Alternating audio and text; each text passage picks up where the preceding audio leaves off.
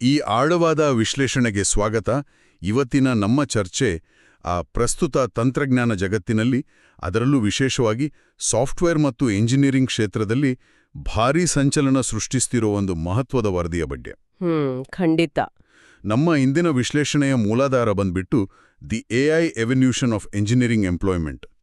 ಅಂದ್ರೆ ಇಂಜಿನಿಯರಿಂಗ್ ಉದ್ಯೋಗಗಳ ಮೇಲೆ ಕೃತಕ ಬುದ್ಧಿಮತ್ತೆ ಅಥವಾ ಎಐ ಬೀರುತ್ತಿರೋ ಪ್ರಭಾವದ ಬಗ್ಗೆ ಬಂದಿರೋ ವರದಿ ಇದು. ಹೌದು, ಎಐ ಅನ್ನೋದು ಈಗ ಆಗುತ್ತಾ ಕೇವಲ ಒಂದು ಫ್ಯಾನ್ಸಿ ಪದ ಆಗಿ ಉಳಿದಿಲ್ಲ. ನಿಜ.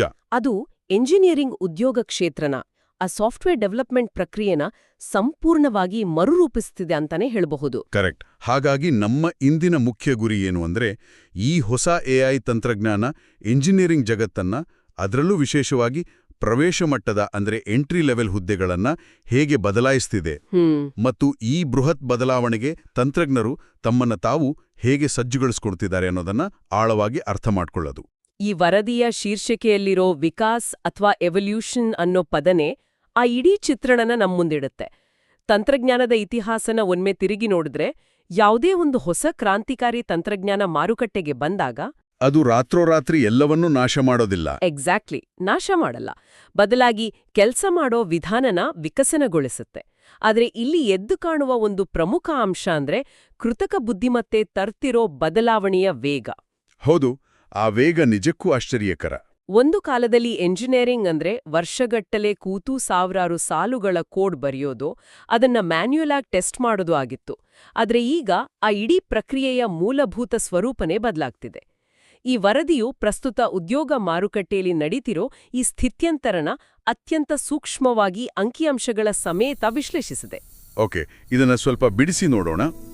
ವರದಿಯ ಪ್ರಕಾರ ಎಐ ತಂತ್ರಜ್ಞಾನವು ಇಂಜಿನಿಯರಿಂಗ್ ಉದ್ಯೋಗಗಳ ಮೇಲೆ, ವಿಶೇಷವಾಗಿ ಜೂನಿಯರ್ ಲೆವೆಲ್ ಅಥವಾ ಎಂಟ್ರಿ ಲೆವೆಲ್ ಹುದ್ದೆಗಳ ಮೇಲೆ ಬೀರುತ್ತಿರುವ ಪ್ರಭಾವ ನಿಜಕ್ಕೂ ತುಂಬಾನೇ ದೊಡ್ಡ ಮಟ್ಟದಲ್ಲಿದೆ. ಸಾಂಪ್ರದಾಯಿಕವಾಗಿ ಒಬ್ಬ ಫ್ರೆಷರ್ ಇಂಜಿನಿಯರಿಂಗ್ ಮುಗಿಸಿ ಕಂಪನಿಗೆ ಸೇರಿದಾಗ ಮೊದಲ 1-2 ವರ್ಷ ಅವರಿಗೆ ನೀಡುತ್ತಿದ್ದ ಕೆಲಸಗಳೇನು?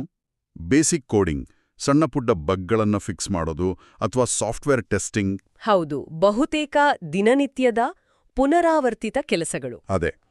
ಆದ್ರೆ ವರದಿ ಬಹಳ ಸ್ಪಷ್ಟವಾಗಿ ಹೇಳುವಂತೆ, ಈ ದಿನನಿತ್ಯದ ಪುನರಾವರ್ತಿತ ಕೆಲಸಗಳನ್ನ ಈಗ ಎಐ ಸಂಪೂರ್ಣವಾಗಿ ಆಟೋಮೇಟ್ ಮಾಡ್ತಿದೆ. ಅಂದ್ರೆ ಸ್ವಯಂಚಾಲಿತಗೊಳಿಸ್ತಿದೆ. ಗಂಟೆಗಟ್ಲೆ ಸಮಯ ತಗೊಳ್ತಿದ್ದ ಬೇಸಿಕ್ ಸಿಂಟ್ಯಾಕ್ಸ್ ಬರೆಯೋ ಕೆಲಸನ ಈಗ ಎಐ ಟೂಲ್ಗಳು ಕೇವಲ ಕೆಲವೇ ಸೆಕೆಂಡ್ಗಳಲ್ಲಿ ಮಾಡಿ ಮುಗಿಸ್ತಿವೆ. ನಿಜ.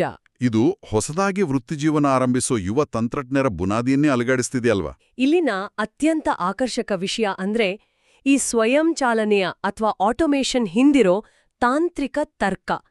ದಿನನಿತ್ಯದ ಪುನರಾವರ್ತಿತ ಕೆಲಸಗಳು, ಉದಾಹರಣೆಗೆ ಆ ಬಾಯ್ಲರ್ ಪ್ಲೇಟ್ ಕೋಡ್ ಬರೆಯೋದು ಅಥವಾ ಯೂನಿಟ್ ಟೆಸ್ಟಿಂಗ್ ಮಾಡೋದು, ಇವುಗಳಿಗೆ ಯಾವುದೇ ಹೊಸತನದ ಅಥವಾ ವಿಭಿನ್ನ ಸೃಜನಶೀಲತೆಯ ಅಗತ್ಯ ಇರೋದಿಲ್ಲ.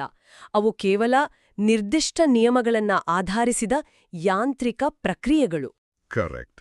ಮನುಷ್ಯರು ಇಂಥ ಕೆಲಸ ಮಾಡಬೇಕಾದ್ರೆ ಬೇಸರಗೊಳ್ಬೋದು. ಹೌದು, ಬೇಸರಗೊಳ್ಬೋದು, ತಪ್ಪುಗಳನ್ನ ಮಾಡ್ಬೋದು ಅಥವಾ ಹೆಚ್ಚು ಸಮಯ ತಗೋಬೋದು. ಆದ್ರೆ ಎಐ ಮಾಡೆಲ್ಗಳಿಗೆ ಆಯಾಸ ಆಗೋದಿಲ್ಲ. ಅವು ಲಕ್ಷಾಂತರ ಸಾಲುಗಳ ಡೇಟಾನ ವಿಶ್ಲೇಷಿಸಿ ನಿಖರವಾದ ಕೋಡನ್ನ ಕ್ಷಣಾರ್ಧದಲ್ಲಿ ಕೊಡ್ತವೆ. ಎಕ್ಸಾಕ್ಟ್ಲಿ. ಮನುಷ್ಯರಿಗಿಂತ ವೇಗವಾಗಿ ಮತ್ತು ನಿಖರವಾಗಿ ಈ ಕೆಲಸಗಳನ್ನ ಮಾಡೋಕೆ ಎಐ ತಂತ್ರಜ್ಞಾನಕ್ಕೆ ಸಾಧ್ಯವಾಗ್ತಿರೋದ್ರಿಂದ ಪ್ರಾಜೆಕ್ಟಿನ ವೇಗ ಹೆಚ್ಚಾಗ್ತಿದೆ. ಇದರ ನೇರ ಪರಿಣಾಮ ಬೀಳ್ತಿರೋದು ಆ ಬೇಸಿಕ್ ಕೆಲಸಗಳನ್ನ ಮಾತ್ರ ಮಾಡ್ತಿದ್ದ ಎಂಟ್ರಿ ಲೆವೆಲ್ ಉದ್ಯೋಗಿಗಳ ಮೇಲೆ.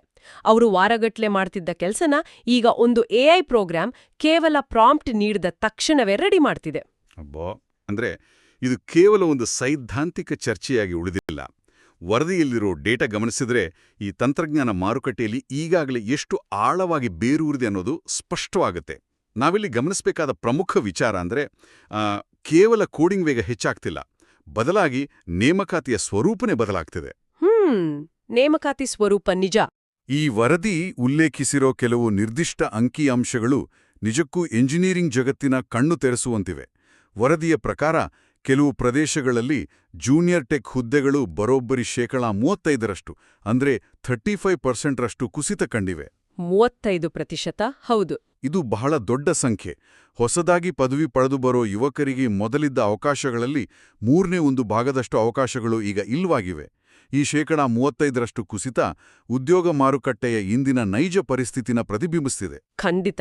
ಆ 35% ಕುಸಿತ ಅನ್ನೋದು ಬದಲಾಗ್ತಿರೋ ಕಾರ್ಪೊರೇಟ್ ಕಾರ್ಯತಂತ್ರದ ಸ್ಪಷ್ಟ ಸೂಚನೆ. ವರದಿಯಲ್ಲಿ ಆ ಕೆಲವು ಪ್ರದೇಶಗಳಲ್ಲಿ ಅಂತ ನಿರ್ದಿಷ್ಟವಾಗಿ ಉಲ್ಲೇಖಿಸಿರೋದ್ರಿಂದೀ ಒಂದು ಕಾರಣ ಇದೆ. ಓಹೋ, ಏನ್ ಕಾರಣ ಇರ್ಬೋದು?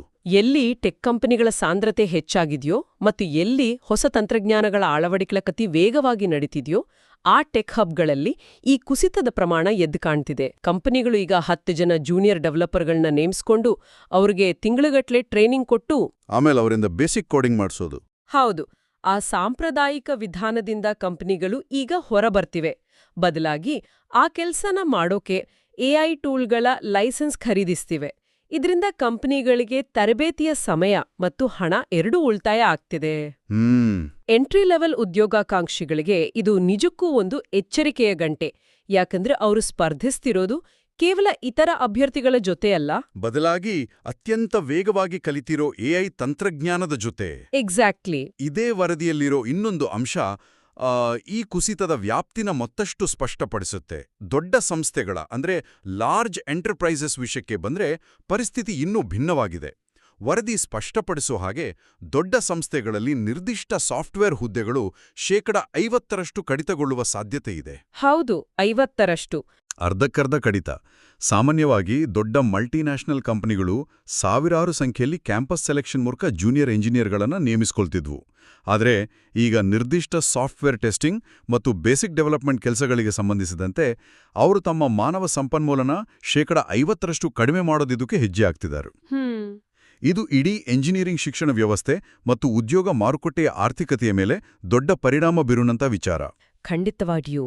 ದೊಡ್ಡ ಸಂಸ್ಥೆಗಳ ಬಳಿ ಎಐ ತಂತ್ರಜ್ಞಾನನ ಎಂಟರ್ಪ್ರೈಸ್ ಮಟ್ಟದಲ್ಲಿ ಅಳವಡಿಸಿಕೊಳ್ಳೋಕೆ ಬೇಕಾದ ಬಂಡವಾಳ ಮತ್ತೆ ಮೂಲಸೌಕರ್ಯ ಇರುತ್ತೆ. ಅವು